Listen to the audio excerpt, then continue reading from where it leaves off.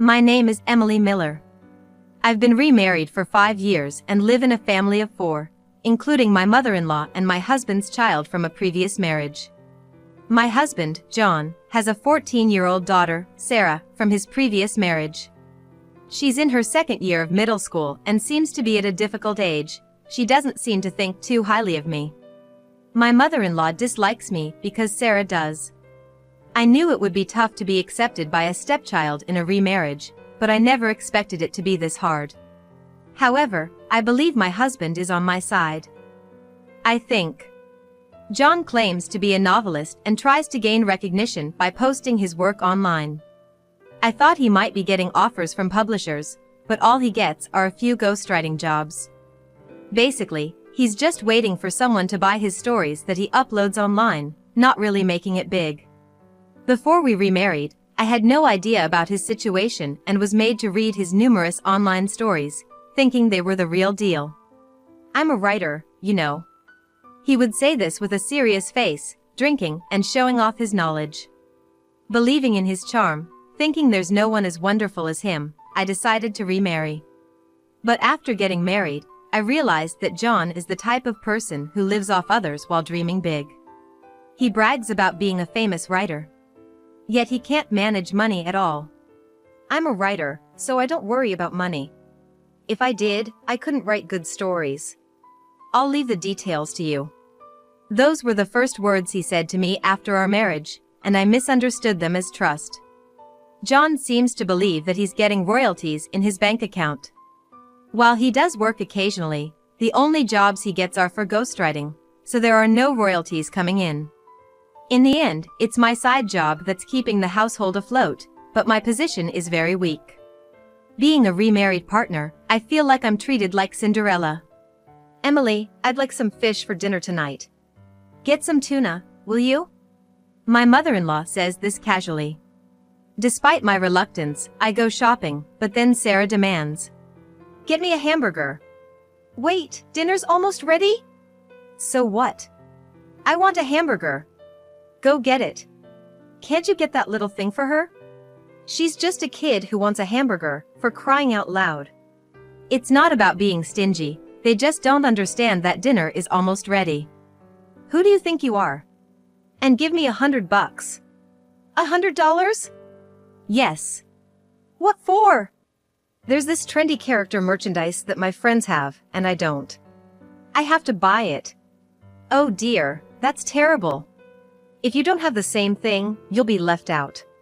Emily, give her the $100. But this month is tight. What? What kind of wasteful spending are you doing? Aren't you getting royalties from your son's books? Don't tell me you're using it all for yourself and not giving us any?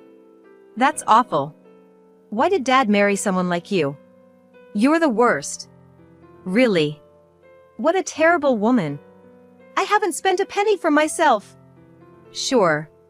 These two don't understand anything about money. Even if I show them my empty wallet and say we're short on funds, they accuse me of hiding money somewhere, of being selfish. And so, I end up giving in and heading to the bank. You're really the worst kind of wife. You're married to a famous writer, for crying out loud. Don't be so miserly. Every day, these harsh words break my spirit. Then why don't you handle the finances yourself?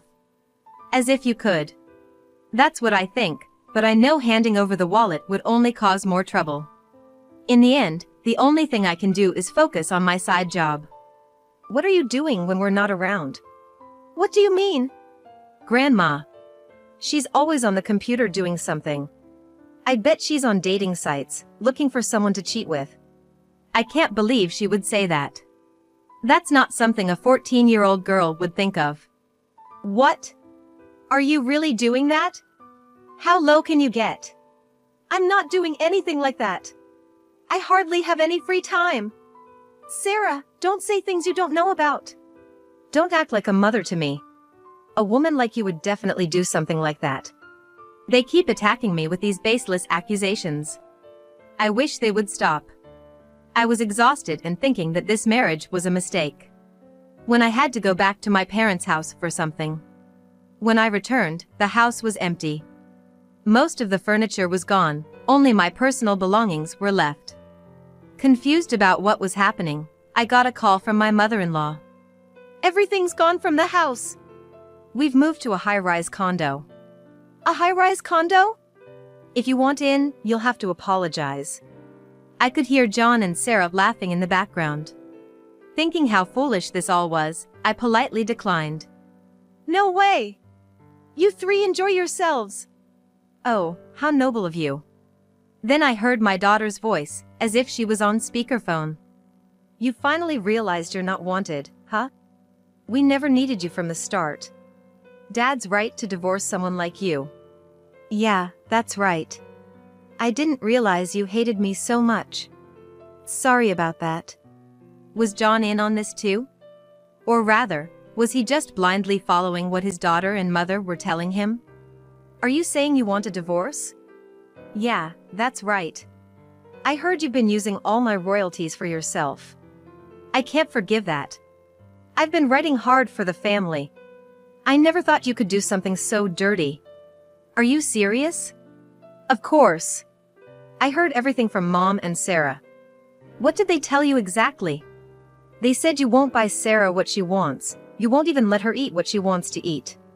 You're doing the same to Mom, and on top of that, you're looking for someone to cheat with." "That's shocking.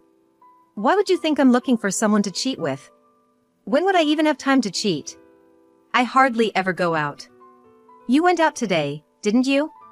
"Yeah, I went out, but I wouldn't go cheating wearing jeans and a worn-out t-shirt. If I had time to cheat, I'd do something else.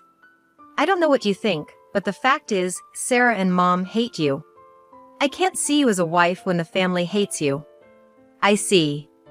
But how did you manage to rent a high-rise condo?" "We don't have that kind of money. I borrowed from a payday lender for now." "What? You're kidding. Why are you so surprised?" "You've been managing my bank account, so I had no choice. Once the divorce is final, give me back my bank book. After all, the royalties come into that account. Oh, and I won't pay you any alimony, by the way." "Alimony?" "Yeah. Just because you're married to a famous writer, don't even think about asking for alimony. If you do, I'll sue you for cheating." "You can't sue me for alimony. I haven't cheated." "So, what should I do with the divorce papers?" "I left the divorce papers on top of your computer." When I went to my room, sure enough, there were the divorce papers on my computer, with John's signature on them. The divorce papers didn't make me feel sad or anything. Instead, they seemed to mock me. "Just sign it and file it, and that'll be the end of it. After that, you and I are strangers, as are my mother and Sarah. No matter how poor I get, don't come begging me for money. Don't worry. I'll send you the bank book, so just give me your address. You're not planning to barge in, are you? Like, breaking in while we're not home? Is your high-rise condo so poorly secured that I could do that?" "Don't worry, Grandma. We have security here. If someone crazy like her shows up, they'll be caught right away." "Yeah, right. Fine, I'll email you the address." And that's how I finally broke ties with my husband. No more Cinderella life for me. I moved out of my current house and rented a spacious apartment for myself. I decided to spend my time and money on myself from now on. 2 months have passed since then. I was enjoying my freedom and daily life when I received a call from my ex-husband, John. "Wow, long time no see. How's life in the high-rise?" "Ah, it's great." "So, why the sudden call?" "The real estate agent told me the rent couldn't be withdrawn." "You haven't been withdrawing money from my account, have you? I sent the bank book to you. You got it, right?" "Yeah, I got it." "Then there's no way I could withdraw anything. Besides, there's no money to withdraw anyway." "Strange, then why can't the rent be withdrawn? Did you check the account balance?" "Huh?" John said, "Hold on a second," and seemed to move somewhere, probably pulling out the bank book. "Hey! Why is the balance only $120.76? You must have been using it, right? I should have received royalties last month." "How could I use it?" Why don't you check the last transaction date on that bank book? Huh? $600 7 months ago? Why so little? I remember when you got that job. The editor originally wanted another ghostwriter, but he got sick suddenly, and they asked if anyone else was available. You volunteered, but the editor wanted someone else, and you ended up writing it for a bargain because they had no money. You were just used, you know. That's ridiculous. Forgot about it? Well, you didn't seem to care about the payment anyway. No wonder you forgot. Typically, ghostwriting pays much higher. The average is around $16,000, but John's lack of fame and skill made editors reluctant to hire him. That's why he barely got any jobs. He was the last resort. So even this amount was a blessing for him. What about the royalties? I should be getting them every month. You never received any royalties. That's ridiculous. Ghostwriters rarely get royalties, especially not someone like you. What do you mean, someone like me? Oh, sorry. Anyway, that's the reality. Can you even pay the rent for your high-rise? But we're divorced now, so it's none of my business. This is weird. It's definitely weird. What's weird? My books are selling. Are you dreaming? I've never heard of your books selling. You upload free ebooks, but does that even make money? If it does, how much? How many people are buying them? Have you checked that? Well, I'd seen John's page before, and there were only traces of 4 or 5 books being bought. Probably by his acquaintances. I don't know if they sold after that, but even if they did, it couldn't be more than 10 copies. Wait! Let me check! While John was checking and I was waiting, I also looked at his work, and the reviews were awful. Terrible. So boring. Give me my money back. It seems there are indeed people who are buying his work, after all. But, surprisingly, there were also comments like, "This gave me courage." Curious, I read them, and it turned out they found courage because his writing was so bad, it made them feel better about their own work. I almost wanted to applaud. I could hear noise and commotion on the other end of the phone. His mother and daughter were also in a frenzy. Hey, I get that you have no income now, but how have you been living up to this point? It seems he finally understood the reality of having no income. It was my income. Liar! Your income can't be that much. True, my income from my day job in administration was around $1,800 a month. It would vanish on rent, utility bills, tuition, and allowances for my husband John, his mother, and his daughter Sarah. Realizing this wasn't enough to live on, I, who always loved writing, started working as a freelance writer. And it was a hit. I began receiving job offers one after another. That's how I managed to cover our living expenses. Thanks to that, I even managed to save some money, which allowed me to rent a bigger apartment than where we used to live. If we hadn't divorced, that wouldn't have been possible. So, thanks for divorcing me. That's ridiculous. So what are you going to do about the high-rise condo? You rented it yourselves, so you'll have to figure it out. We're divorced, so it's none of my business now. John was so shocked he seemed lost for words, and all I could hear over the phone was his breathing. About a week later, I got a call from Sarah, my former stepdaughter. Mom, are you doing okay? Oh, Ed. What? Huh? Ed? Ex-daughter. Ed. Are you okay in the head? Feeling great. I've been in top shape since I left you guys.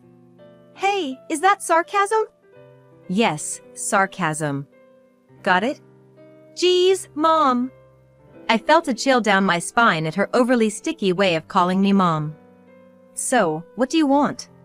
Well, it seems like Dad doesn't have any money. I figured as much. So, I was hoping you could help us. Really?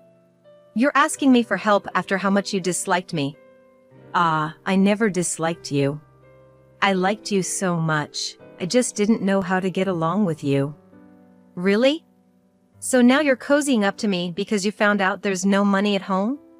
Let me ask you, would you leave someone you like alone and move to a high-rise condo? Doesn't make sense, right? If you really liked someone and wanted to get along, you wouldn't do something like moving away from them. But Grandma said we don't need Mom around. I really wanted to stay with you, but I couldn't go against Grandma, you know? I see. But I haven't forgotten what you did to me. You asked me for $100 even though we had no money, just to buy some character merchandise. If we had that kind of money, we would have needed it for food. When I refused, you took it from my wallet without permission. Do you know what that's called? Theft. It might be hard for a minor like you to understand, but taking someone else's things is a crime. And that's not all. You took jewelry from my jewelry box without asking. You used them and then just left them lying around. How can you be so thoughtless? You'd leave your clothes everywhere, and your room was always a mess. It was disgusting. No matter how many times I asked, you never tried to tidy up. It was beyond frustrating. And yet, you had the nerve to call me noisy. I don't want to be called Mom even as a joke by someone like you. It's creepy, so don't ever call me Mom again. Ugh. Just shut up, you stupid old hag. No matter how sweetly you pretend, I know it's all lies. After all you've done to people, you think they'd help you when you're in trouble? What do you mean? What do you mean? Knowing I'm in trouble and not helping. You really are mean. I don't care what you say. It doesn't bother me at all. Besides, moving to the high-rise apartment was a decision made by your family, right? It's none of my business. You chose this, so you should deal with it yourselves. I've become the stranger you all wanted me to be. If you have complaints, talk to your dad and grandma. Ah. I can't believe it. I was being nice to you, and this is how you treat me. I shouldn't have been nice in the first place. You think that was being nice? You were just trying to deceive me and failed. Sorry, but don't underestimate adults. Back when we lived together, Sarah used to call me an old hag. Now she's calling me Mom, so something must be up. It seems the whole family is trying to trap me and take my money. They must have thought they could manipulate me using the child. But after everything that's happened, it's not going to work that easily. Yet, the three of them can't give up their high-rise lifestyle and are struggling without moving out. They're stuck in a cycle of borrowing more from payday lenders, even though they haven't repaid the debt from renting the high-rise. It's clear where this is heading, but they seem to think everything will work out somehow. However, there's a limit. When they couldn't make the monthly payments and received a court notice demanding full repayment, John, realizing the seriousness, found out where I live and came to my apartment directly. Emily! No, Miss Emily, Your Highness! Please, I'm begging you, help us! How did you find out where I live? I looked it up. Ah, scary. I thought you had lost the use of your legs with all the trouble you've put on me. Don't be so mean. Mean? I'm just being honest. Please, I'm begging you, lend me some money. You're still living in the high-rise? Yeah, we haven't considered moving out. Really? How are you managing to live with no money? We borrowed a lump sum from a payday lender. Are you an idiot? You know how high the interest rates are there. You can't even repay it, so why borrow? You haven't even paid back the money for renting the high-rise, right? Yeah, haven't paid it back. Why are you so proud of that? Just leave the high-rise already. As a struggling writer, you should live in a cheaper apartment. How can I do that? Huh? A top writer like me living in a cheap apartment? I'd be laughed at by the publishing houses. Don't worry, you're already being laughed at. That's not true. Face reality. Ghostwriters get paid an average of $16,000 per job, and you're taking them for $600. Can't you see how little they respect you? You're not even considered seriously. That's not true. I just gave in because the editor was in trouble. You're still saying that. Soon, I'll write something only I can write, something big. Say that after you win an award. Right now, you're not even close to honorable mention. Ah. Awards aren't everything. Sure, but if you won a big one, it would turn everything upside down. It's not like that. I have my own Hearts Award. Your heart's award, what's that? It's an award in my heart. How utterly foolish. So, you mean nobody else recognizes your work? It's not even worth discussing. Just go home. Don't say that, I'm really in trouble. Recently, Sarah's been throwing tantrums, wanting this and that. Well, of course. You can't afford to buy her anything. She says she can't relate to her friends because of that. There are ways to socialize without things, especially at her age. No, it's sad. I want to buy her things too. Oh, and now she's saying she won't go to school anymore. Why jump to that? She says school is boring because she can't relate to her friends. She's just like you, saying such foolish things. It's your fault for not teaching her properly. There are other ways to handle things, especially for a middle schooler. Please, she's been acting out recently, even punching holes in the walls. Oh, so the high-rise is poorly built? Why don't you write a novel about it? Remember the novel Jenga that became popular? There are people suffering from domestic violence, so if you write a true story, it might be a hit. I already wrote one. It only made things worse. How so? I wrote it and posted it online, and everyone realized it was about Sarah. Now her friends are laughing at her. She's actually stopped going to school. Why would you write it in such a way that everyone could tell? It's your fault. I can't write nonfiction. But you can write fantasy stories, can't you? Everyone says it's all my fault. Well, I guess they're right. If you're even remotely a novelist, you should have some ability to embellish. In the end, they just yell at me to bring you back. Me? Why? They think with you here, we could manage the money somehow. What? I'm appalled. Don't say that. Admittedly, when you were here, we managed to get by. But living in a high-rise is impossible. Can't you make it work somehow? I really can't. So please, help us. No, I have no intention of helping you. Are you still working in administration? No. What? What kind of job are you doing now? You need a good income to rent a big apartment. Obviously. What are you doing then? I'm a writer. A lighter? Like one that lights up and burns? Who would set themselves on fire to make money? I'm not that brave. Then, what kind of writer?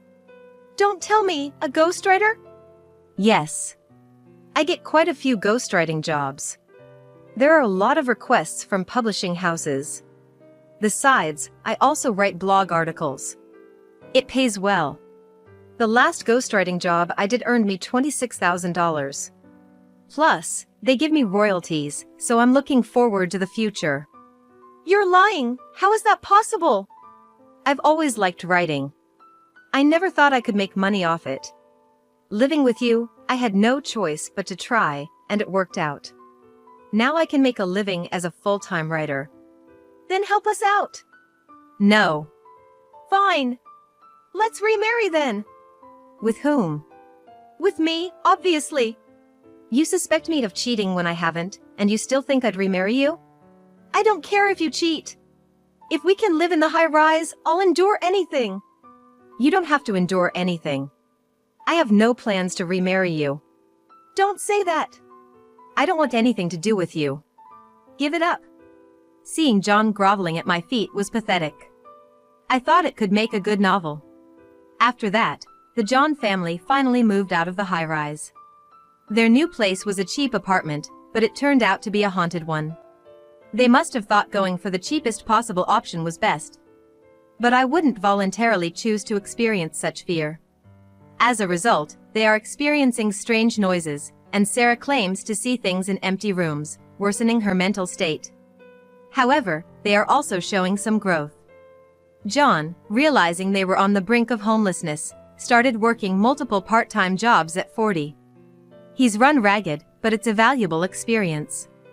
His mother, meanwhile, manages to earn about $200 a month doing piecework. Because of their high debt repayments, they mainly eat ramen noodles, and Sarah plans to work part-time once she's in high school. Still, she remains mostly reclusive and often throws tantrums, breaking dishes and throwing things. As for me, I've been living peacefully since John stopped visiting. Now, I'm recalling the days I lived with John's family and turning them into a novel. The story has become a hit and there's talk of turning it into a movie. I never imagined such a dramatic turnaround in my life, but I'm excited to see what happens next.